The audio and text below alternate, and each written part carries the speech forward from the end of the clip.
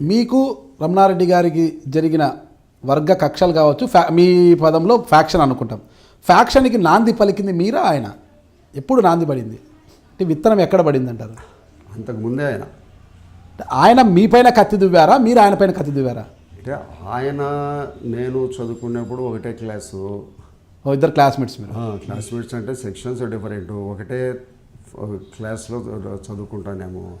ఆయన తర్వాత ఈ నక్సలైట్ సిద్ధాంతాలకు ఆకర్షితుడైనాడు. ఆయన చదువుకునే రోజుల్లోనే ఒక నెల్లూరులో ఒక భూస్వామి మర్డర్ కేసులో అతను ఇన్వాల్వ్ అయినాడు. అక్కడి నుంచి వచ్చి ట్రేడ్ యూనియన్ పెట్టినాడు ఇక్కడ ప్రొద్దుటూరులో. ట్రేడ్ యూనియన్లో పెట్టి డ్రైవర్లందరికీ ఒక లారీ ఇప్పిస్తాను, ఓనర్లు చేస్తాను, మిమ్మల్ని ఫ్యాక్టరీలో పెట్టినాడు, మిమ్మల్ని ఫ్యాక్టరీ ఓనర్లను చేస్తాను, ఈ మాదిరిగా లేబర్ యూనియన్స్ అన్నీ పెట్టేసి ఆయన పొద్దుటలో పెద్ద ఆయనంటే వ్యాపారస్తులకు కానీ మిగతా వర్గాలకు కానీ భయోత్పాతమైన పరిస్థితి ఉండింది. దానిని మేము రాజకీయాల్లోకి వచ్చినాక ఆయన చంపిన మా వాళ్ళని ఎవరినైతే చంపాడో వాళ్ళందరినీ చట్టపరమైన పద్ధతుల ద్వారానే ఆయన కూడా కన్విక్షన్ వేయించాం, ఆయనకు ఆయన వర్గాన్ని వాళ్ళందరూ కూడా. ఆ కారణంగా జైల్లోకి పోయిన కారణంగా టోటల్గా ఫ్యాక్షన్ అయితే ఇక్కడ తగ్గిపోయింది. మీకు ఆయనకు మధ్య మీరు మీ వాళ్ళని చంపారు కాబట్టి మీరు కన్విన్షన్ వేయించారనే ఉద్దేశంతో ఫ్యాక్షన్ నడిచిందంటారు? నడిచడం అంటే ఒక 14 ఏళ్ళు జైలుకు పోయినారు కదా ఆయన. దాంట్లో ఒక 20 మంది జైలుకు పోయినారు. ఎవరైతే మేజర్ రౌడీలుగా ఉంటారో, ప్రతిరోజు తాగి బ్రాందీ షాపుల కాడ బజార్లలో అల్లర్లు చేసి కొడతా ఉంటారో వాళ్ళందరికీ కన్విక్షన్ పడితే ఏమైంది, 10-12 ఏళ్ళు లోపల ఉంటే భార్య బిడ్డల ఈ ప్రొద్దుటూరుతో సంబంధం లేకుండా ఉంటే వాడు అరిగిపోయింది ఆటోమేటిక్గా. మీ 5 టర్ములు ఎమ్మెల్యేగా పనిచేసిన మీరు ప్రొద్దుటూరుకు ఒక్కటంటే ఒక్క పరిశ్రమను తేలేకపోయారు అనేది ఒక ఆరోపణ ఉంది. ఇప్పుడు పొద్దుటూరులో ఉండబడిన పరిశ్రమలన్నీ కూడా ఒక కాటన్ మిల్ ఉన్నింది, రెండో కాటన్ మిల్ వచ్చింది. ఈ కాటన్ మిల్లులో కార్మికులు పనిచేస్తేనే మీ మిల్లు నడుస్తుంది కదా అనే సిద్ధాంతపరంలో రమణారెడ్డి గారు కార్మికులందరినీ యూనియన్లు పెట్టినారు. ఫ్యాక్టరీలన్నీ మూతపడిపోయినాయి. ఎందుకు తెరిపించలేకపోయారు? మళ్ళీ మేము చేసిన టైమే మీరు పని చేయించుకోవాలా, మేము అడిగిన బోనస్ మీరు ఇవ్వాలా, ఎన్ని గంటలే పని చేస్తాము అనే దాని మీద యాజమాన్యాన్ని కొట్టడం కూడా జరిగింది. అంటే మీదైన శైలిలో మాట్లాడి ఎందుకు తెరిపించలేకపోయారు? అంటే ఒక దశలో ఇవన్నీ వ్యాపారాలు, ఇవన్నీ ఫ్యాక్టరీస్ అన్నీ కూడా బిజినెస్ పరం, ఆదాయపరంగా చూస్తారు. ఆదాయపరంగా ఒకసారి పెట్టిన ఫ్యాక్టరీలు నష్టపోయిన తర్వాత తిరిగి పునరుద్ధరించడం అనే దానికోసం వాళ్ళు ముందుకు రావాలి కదా. అట్లా ముందుకు రాని పరిస్థితి ఒకటి ఆంధ్ర కాటన్ మిల్లు ఒకటి, ఇంకొక కాటన్ మిల్లు, 2 కాటన్ మిల్లులు క్లోజ్ అయిపోయినాయి. అయితే మీ వర్గంలో ఉన్న ముక్తియార్ కావచ్చు, రాచమల్లి శివప్రసాద్ రెడ్డి కావచ్చు, సుధాకర్ వీళ్ళంతా వేరిపోయినా కూడా మీకు తొలి నుంచి మీ వెన్నంటి నడిచే ప్రొద్దుటూరులోని ఒక సామాజిక వర్గం అంటే ఓ వర్గ ఓటర్లు మీకు దూరం కావడంతోనే మీ ఓటమికి కారణం అనేది కూడా ప్రధానమైన అంశం ఇక్కడ. దాన్ని ఎంతవరకు మీరు? ప్రొద్దుటూరులో పెద్ద టౌన్లలో ఒక గాలి అనేది ఉంటుంది, గ్రామాలలో అయితే వర్గం అనేది ఉంటుంది. ఏ వర్గం అనేది ఆ వర్గం ఉంటుంది. ప్రొద్దుటూరులో ఒక గాలి అనేది ఉంటుంది. ఒక్కోసారి కొన్ని సందర్భాల్లో కొంచెం టీడీపీకి గాలి వస్తుంది, కొన్ని సందర్భాల్లో కాంగ్రెస్కి గాలి వస్తుంది.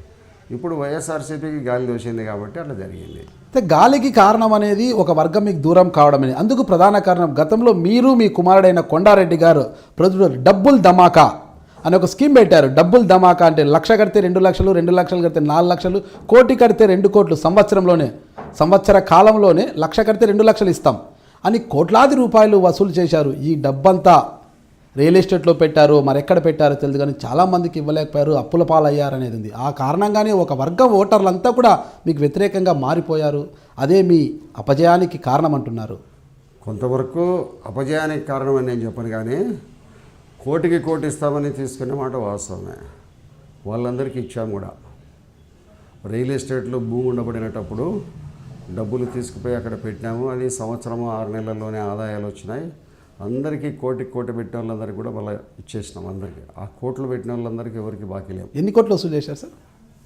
దాదాపు ఒక 25 కోట్లు 30 కోట్లు అట్లా. అంతా రియల్ ఎస్టేట్లో పెట్టారా? అంతా రియల్ ఎస్టేట్ కోసమే తీసుకున్నాము, రియల్ ఎస్టేట్లోనే పెట్టినాము.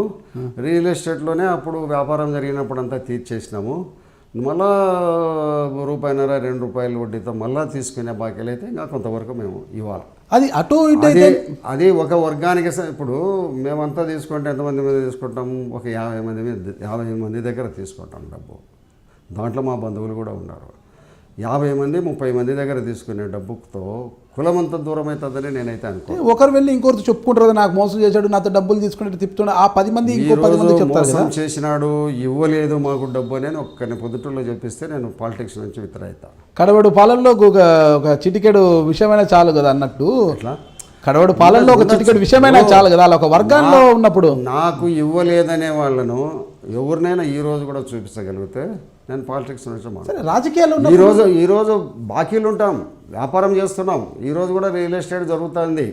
రియల్ ఎస్టేట్ కోసం తెస్తాంటాం, పెడతాంటాం, ఇస్తాంటాం, తెచ్చుకుంటాం.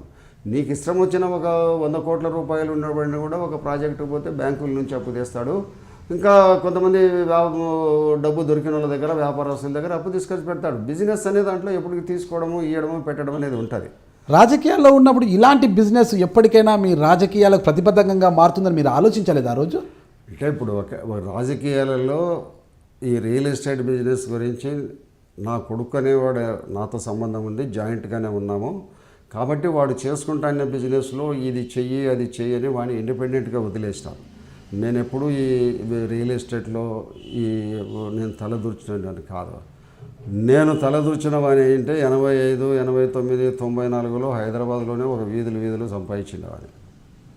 నాకు డబ్బు సంపాదించాలనే ఆలోచన ఉండేవాడిని కాదు, ఈ రోజు గురించి ఆ రోజు వరకు కూడా. డబ్బుల్ ధమాకా స్కీమ్ అన్నది మీ యొక్క ఆలోచన, మీ కుమారుడు కొండారెడ్డి గారి ఆలోచన? మా కొడుకు ఆలోచన.